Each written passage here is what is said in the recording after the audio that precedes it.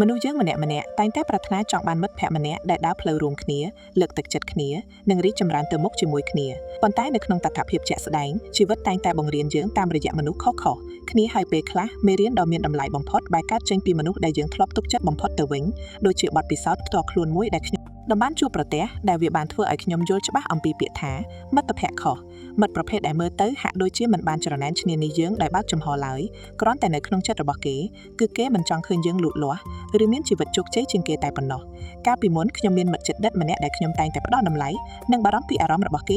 អ្នកនេះរហូតដល់ថ្នាក់រាល់ពេលដែលខ្ញុំរាប់អានជាមួយគាត់ខ្ញុំមិនដែលហ៊ានបង្ហាញភាពឆ្លាតវៃឬបង្ហាញថាខ្ញុំពូកែជាងគាត់ឡើយព្រោះតែចិត្តមួយគិតខ្លាចគាត់មានអារម្មណ៍អន់ចិត្តឬមានសម្ពាធនៅពេលនៅក្បែរខ្ញុំហើយសូម្បីតែពេលដែលខ្ញុំចង់រៀនសូត្រអ្វីថ្មីៗដើម្បីអភិវឌ្ឍខ្លួនក៏ខ្ញុំតែងតែនឹកឃើញដល់គាត់មុនគេដោយបបួលនិងហៅគាត់ឲ្យមករៀនជាមួយគ្នាជានិច្ចព្រោះចង់ឲ្យដើរទៅមុខទន្ទឹមគ្នាប៉ុន្តែអ្វីដែលខ្ញុំទទួលបានត្រឡប់មកវិញគឺផ្ទុយស្រឡះពីចិត្តស្មោះត្រង់របស់ខ្ញុំដោយសារគាត់បែរជាចង់តែប្រណាំងប្រជែងនិងចង់ឈ្នះចាញ់ជាមួយខ្ញុំទៅវិញមានរឿងរ៉ាវជាច្រើនដែលធ្វើឲ្យខ្ញុំចាប់ផ្ដើមងឿងឆ្ងល់និងស្រពេចស្រពិលលើទំនាក់ទំនងមួយនេះជាពិសេសគឺរាល់ពេលដែលខ្ញុំដ៏មានបំណងចង់បង្កើតភាពរីកចម្រើនសម្រាប់ខ្លួនឯងដូចជាការនោះខ្ញុំចង់រៀនសរសេរកូដ coding ដែលជាជំនាញមួយដ៏ល្អសម្រាប់អនាគតប៉ុន្តែនៅពេលដែលខ្ញុំយកទៅពិភាក្សាគាត់បែរជានិយាយកាត់ជើងភ្លាមៗថាវាពិបាកណាស់កុំរៀនអីមិនបាច់ខំទេក្រោយមកទៀតនៅពេលដែលខ្ញុំចង់រៀនភាសាអង់គ្លេសតាមរយៈកម្មវិធីទូរស័ព្ទ app ដើម្បីពង្រឹងសមត្ថភាពបនថែមគាត់ក៏នៅតែបន្តនិយាយបំបាក់ទឹកចិត្តទៀតថាកម្មវិធីនឹងអត់ល្អទេកុំរៀនអីឥតប្រយោជន៍ទេប៉ុន្តែអ្វីដែលធ្វើឲ្យខ្ញុំហួសចិត្តនិងភ្ញាក់រលឹកខ្លាំងបំផុតនោះគឺនៅពេលក្រោយមកខ្ញុំបែរជាឃើញខ្លួនគាត់ផ្ទាល់កំពុងតែលួចរៀនជំនាញនិងកម្មវិធីទាំងនោះទៅវិញផ្ដើមពីចំណុចនេះហើយទើបខ្ញុំមិនអស់ចិត្តតតែសោះថាតើគាត់ជាមនុស្សដែលណាឲ្យប្រកាសហើយហេតុអ្វីបានជាមាត់និយាយខាត់ខ្ញុំមិនឲ្យដើរទៅមុខប៉ុន្តែជើងរបស់ខ្លួនឯងបែរជាកំពុងរត់យ៉ាងលឿនទៅលើផ្លូវនោះដោយសារតែសេចក្តីសង្ស័យដកជាប់ក្នុងចិត្តខ្លាំងពេកខ្ញុំក៏បានសម្រេចចិត្តយកសាច់រឿងនេះទៅសួរនិងពិគ្រោះជាមួយមិត្តភ័ក្តិនៅកន្លែងធ្វើការម្នាក់ដើម្បីចង់ដឹងថាតើមនុស្សខាងក្រៅមើលឃើញបែបណាចម្លើយដែរ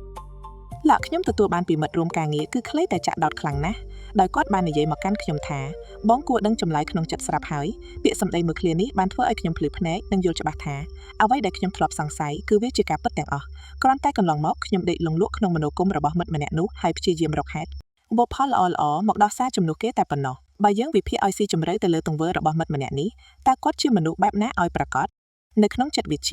មនុស្សប្រភេទនេះត្រូវបានគេហៅថាមិត្តភក្តិដែលមានទំនោរពល toxic friend ឬជាមនុស្សដែលមានលក្ខណៈប្រណាំងប្រជែងដោយសម្ងាត់ secret frenemy ដែលពួកគេប្រើប្រាស់វិធីសាស្ត្រផ្ដាច់មុខឃុំមួយគឺការដាក់មនោគមបំបាក់ស្មារតីឬហៅថា gaslighting មកលើរូបខ្ញុំយុទ្ធសាស្ត្រផ្លូវចិត្តរបស់គាត់គឺការសាបព្រោះសេចក្តីភ័យខ្លាចភាពសង្ស័យនិងភាពទន់ជ្រាយចូលមកក្នុងខួរក្បាលរបស់ខ្ញុំរាល់ពេលដែលខ្ញុំចង់ធ្វើអ្វីមួយគាត់នឹងប្រើពាក្យសម្ដីធ្វើជាគំនិតបារម្ភคล้ายៗដូចជាពាក្យថាវាពិបាកណាស់ឬវាអត់ល្អទេដែលមកបីបោកប្រាស់ឲ្យខ្ញុំជឿថាខ្លួនឯងមិនអាចធ្វើបានឬធ្វើទៅក៏បរាជ័យដែរមនោគមប្រភេទនេះមានគ្រោះថ្នាក់ខ្លាំងណាស់ព្រោះវាធ្វើឲ្យយើងបាត់បង់ទំនុកចិត្តលើខ្លួនឯងធ្វើឲ្យយើងគិតថាខ្លួនឯងល្ងង់ខ្លៅហើយព្រមបញ្ឈប់រាល់ក្តីស្រមៃទាំងអស់ដើម្បីនៅត្រឹងមួយកន្លែងដែលការនៅត្រឹងរបស់យើងនេះហើយគឺជាអ្វីដែលគាត់ចង់បានបំផុតដើម្បីយកគាត់អាចលួចរត់ទៅមុខរៀនសូត្រតែម្នាក់ឯងហើយបន្តមើលងាយយើងពីលើចំណុចខ្ពស់ជាងក្រោយពីបានយល់ច្បាស់ពីល្បិចកលផ្លូវចិត្តនិងធាតុពិតដ៏អាក្រក់មួយនេះហើយខ្ញុំក៏បានធ្វើការសម្រេចចិត្តដ៏ត្រឹមត្រូវបំផុតមួយក្នុងជីវិតគឺការកាត់ផ្តាច់មិត្តភាពបែបនេះចោលភ្ល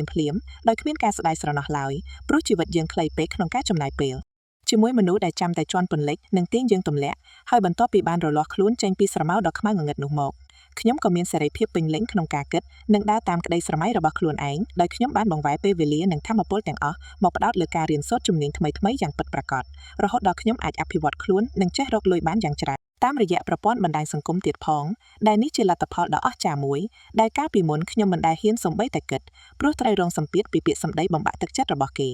ទោះជាយ៉ាងណាក៏ដោយនៅពេលដែលខ្ញុំក្រឡេកមើលទៅអតីតកាលវិញខ្ញុំបែរជាគ្មានចិត្តខឹងស្អប់ឬគុំគួនចំពោះរូបគាត់ទាល់តែសោះផ្ទុយទៅវិញនៅក្នុងចិត្តរបស់ខ្ញុំគឺចង់និយាយអ្នកថាអរគុណទៅកាន់គាត់យ៉ាងខ្លាំងអរគុណរាល់ពាក្យសម្ដីមើលងាយអរគុណរាល់ការបំបាក់ទឹកចិត្តនិងអរគុណចំពោះមនោគមដែលគាត់ធ្លាប់បានដាក់មកលើខ្ញុំព្រោះបើគ្មានការមើលងាយនិងការចង់ទាញខ្ញុំឲ្យធ្លាក់ចុះពីសំណាក់គាត់នៅក្នុងថ្ងៃនោះទេ